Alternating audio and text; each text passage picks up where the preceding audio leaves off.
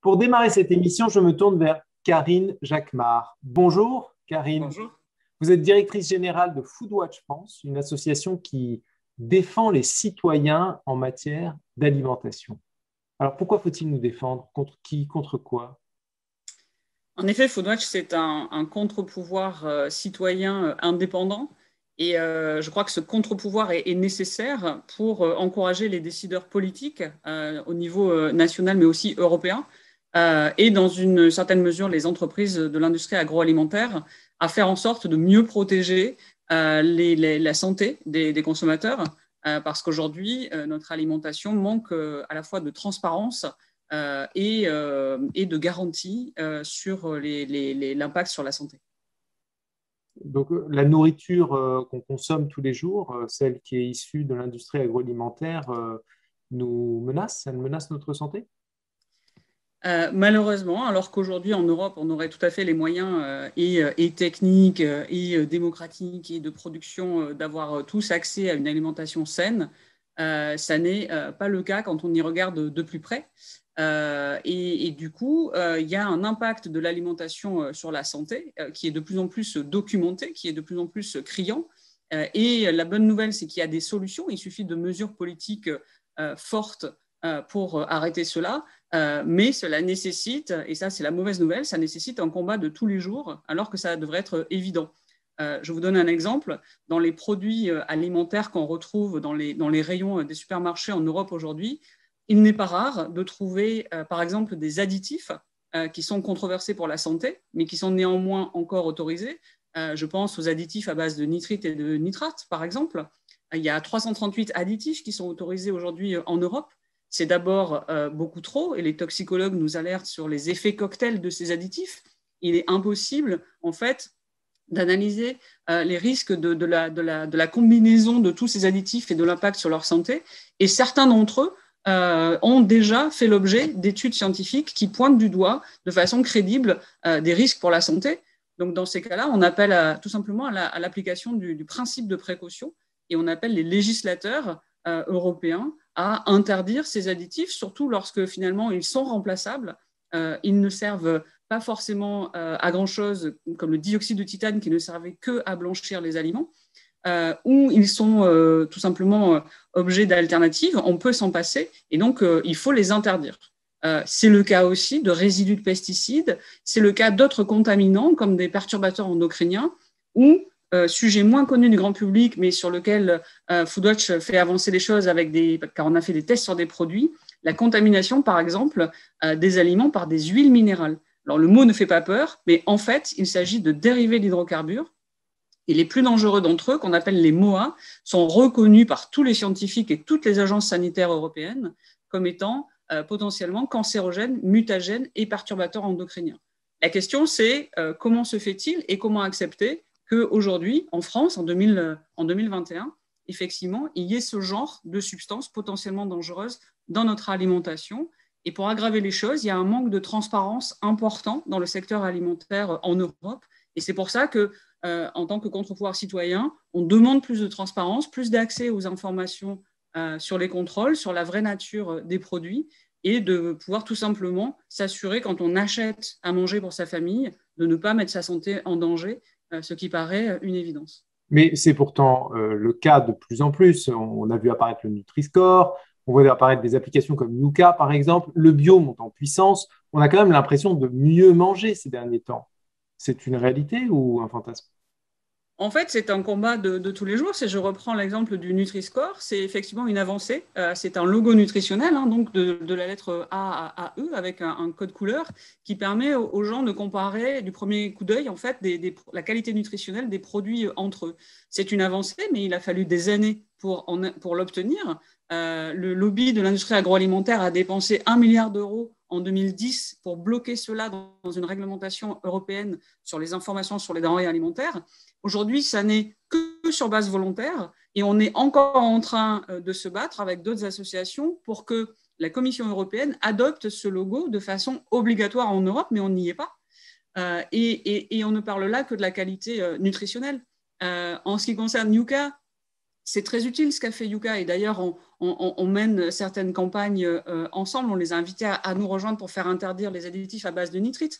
Mais au fond, c'est aberrant d'être encore une fois aujourd'hui, en 2021, en Europe, et d'avoir besoin d'un smartphone dans sa poche pour scanner des produits quand on est face au rayon, par exemple, des céréales et qu'on doit choisir lesquels acheter pour ses enfants et que la question qu'on se pose, c'est finalement lequel est le moins dangereux sur la base d'une application qui va nous informer sur les additifs, le Nutri-Score et le fait de savoir s'ils sont bio. En fait, la réglementation européenne, normalement, oblige fabricants, distributeurs et autorités publiques à faire en sorte de garantir que quand on achète un produit alimentaire, on n'a pas à se poser la question, il doit être garanti comme ne pas poser le moindre risque pour la santé. Or, l'évolution de la transformation des produits industriels fait que, justement, on n'a pas nécessairement, non, une meilleure alimentation qu'avant, certainement pas sur le plan nutritionnel. On voit par exemple qu'un enfant sur 6 en France, c'est 1 sur 5 en Europe, est en surpoids ou obèse. Et alors, juste une précision, si les agriculteurs utilisent ces additifs et que les industriels le font aussi, c'est qu'il y a derrière une recherche de rendement, il y a une recherche aussi de capacité de conservation. Finalement, il y a une recherche de modèle économique pour pouvoir produire assez de nourriture dans des conditions qui sont viables. Est-ce qu'il existe aujourd'hui des solutions qui permettent de concilier à la fois une alimentation sans risque, saine, respectueuse de l'environnement, tout en réussissant à avoir un modèle qui permette de nourrir tout le monde et dans des conditions viables économiquement? Oui, il y a deux questions. Il y a la question de la quantité et de la qualité. Sur la quantité, il y a un nombre d'études qui montrent que si on a les politiques adaptées, on peut nourrir tout le monde, y compris avec des modes de production qui sont beaucoup plus respectueux de l'environnement et de la santé. Lesquels, par exemple? Et sur la question par exemple sur le bio ou je ne veux pas venir trop sur l'agriculture, mais il y a beaucoup d'études qui montrent qu'on peut avoir une agriculture beaucoup plus saine, beaucoup plus respectueuse et qui peut nourrir effectivement les gens en Europe et plus largement sur la planète. Mais là, je veux vraiment pointer du doigt surtout la responsabilité des fabricants et des distributeurs des produits transformés et des responsables politiques. Parce que oui, il y a des solutions sur les additifs que l'on ajoute, par exemple, dans l'alimentation. Il y a des alternatives. Il y a des alternatives, par exemple, au nitrite et au nitrate. On voit bien dans la charcuterie que d'ailleurs les plus grands producteurs vendent déjà des produits sans additifs à base de nitrite et de nitrate. Seulement, ils les vendent un petit peu plus cher. Donc, on a du coup des niches et deux marchés. Il ne faut pas qu'on ait une alimentation à deux vitesses, avec une alimentation plus qualitative et moins risquée pour la santé, plus chère, et pour la partie de la population plus pauvre, un accès à une alimentation qui est de moindre qualité, voire dangereuse pour la santé. Donc, on ne demande absolument pas des choses justement qui seraient irréalistes, mais au contraire des solutions qui sont tout à fait envisageables, à condition que les fabricants et les distributeurs acceptent en effet de cesser une course du prix toujours vers le plancher, pour remettre des éléments, par exemple, plus nutritionnels, qualitatifs dans les produits. Les plus honnêtes nous le disent quand on discute avec eux. Ils sont allés trop loin dans le fait de remplacer certaines denrées nutritives par exemple, du sucre ajouté et du sucre souvent caché sous divers noms différents. Donc, revenons à une alimentation plus saine. C'est évidemment possible. Ça a un coût pour les entreprises, mais c'est aussi pour ça qu'on ne répétera jamais assez que c'est la responsabilité des autorités publiques, et notamment au niveau national, mais surtout au niveau européen, de décider des règles. Et par exemple, une interdiction d'additifs dangereux pour la santé, ça doit venir de l'Europe et ça doit venir des autorités publiques, parce que trop souvent, on s'appuie sur les engagements volontaires des entreprises, mais on ne peut pas, en tant que consommateur, savoir et se fier au fait qu'une marque s'est engagée à être plus saine et une autre continue à utiliser un additif dangereux pour la santé. D'autant plus que dans la plupart des cas, les informations marketing mises sur les emballages induisent les gens en erreur et que donc il est très difficile dans ce règne de la désinformation pour les consommateurs de s'y retrouver et de pouvoir faire un choix vers une alimentation plus saine. Pour revenir sur la question de l'agriculture, et vous posiez la question tout à l'heure, comment nourrir toute la planète, je voudrais quand même attirer l'attention justement sur certaines certaines dérives et déséquilibres. Je parlais d'obésité et de surpoids. On parle aujourd'hui de 800 millions de personnes touchées dans le monde.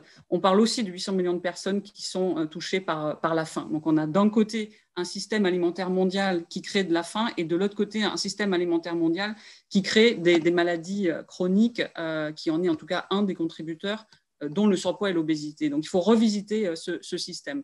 Parmi les nombreux éléments à regarder dans ce système, évidemment, il y a l'agriculture et la façon dont on produit notre nourriture.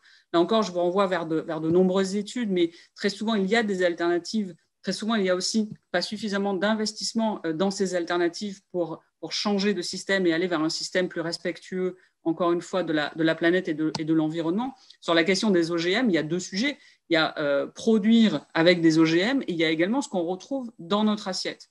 Donc, ce pourquoi Foodwatch se bat, au minimum, c'est que l'information soit accessible aux consommateurs. Aujourd'hui, quand vous achetez un produit qui est, par exemple, avec de la viande, vous ne savez pas si cette viande a été nourrie avec, par exemple, du soja aux OGM.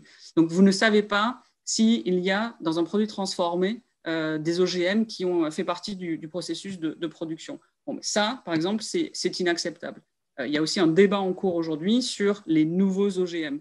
Le problème, c'est que souvent, quand on a ce genre de débat, il y a aussi de la création du doute au niveau scientifique.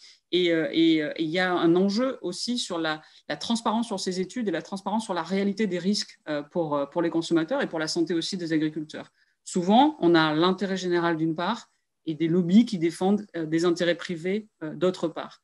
C'est aussi quelque chose contre lequel il faut lutter. Les OGM sont un des sujets sensibles, et ce n'est pas le seul, sur lequel on retrouve aussi cette bataille. Et les contre-pouvoirs citoyens, c'est aussi là pour défendre la transparence et l'intérêt général. Merci, Karine Jacquemart. Merci à vous.